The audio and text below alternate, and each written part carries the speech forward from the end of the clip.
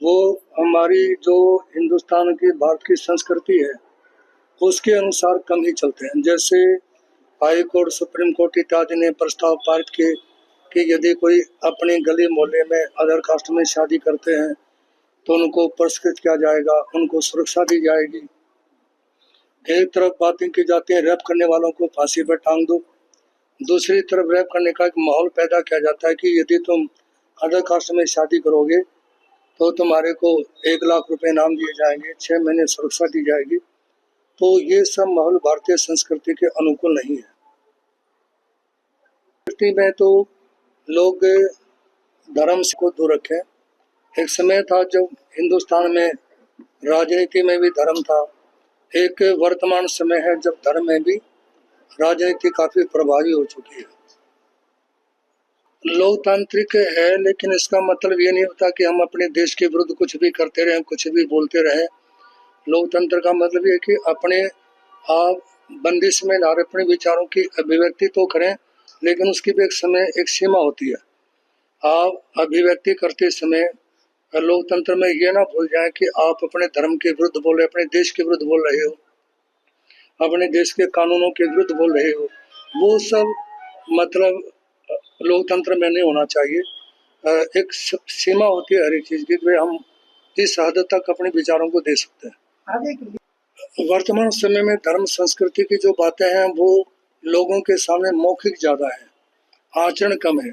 देखिए पहले के समय में धर्म स्थान, चाहे जैन धर्म स्थान है चाहे अन्य धर्म स्थान है, पहले धर्म स्थान भी कम थे, प्रचार प्रसार के साधन भी कम थे, लेकिन लोगों में शांति थी।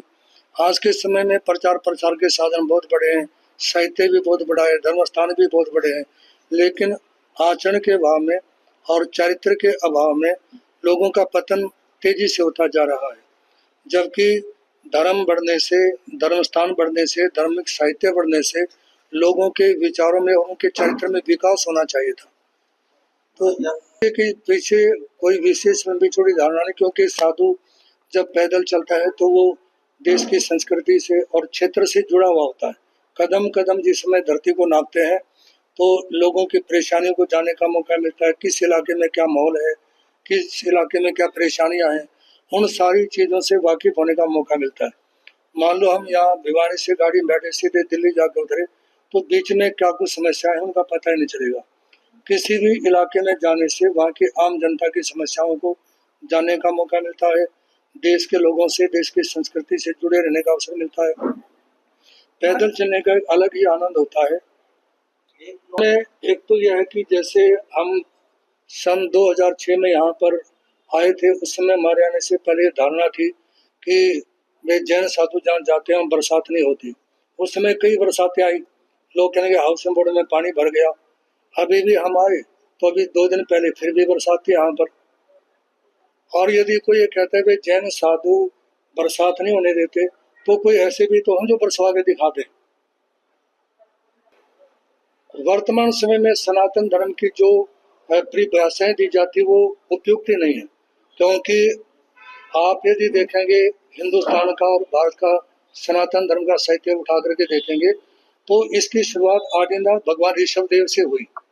और भगवान ऋषभ देव के जो पुत्र थे मारीची, उन्होंने गिरिवी वस्त्र धारण किए और इसी जैन धर्म से 363 मत निकले।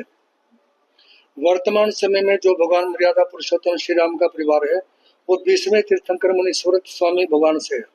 कर्मयोगी श्री कृष्ण भगवान का परिवार 22वें तीर्थंकर भगवान अष्टमी से है। और इस देश का नाम जो भारत है वो ऋषभ देव भगवान के बड़े बेटे वे भरत जो चक्रवर्ती बने उनके नाम से है। तो ये सारी जितने भी पंथ हैं वो लगभग जैन धर्म से ही निकले हुए हैं। सबसे प्राचीन, सबसे सनातन जैन धर्म ही है।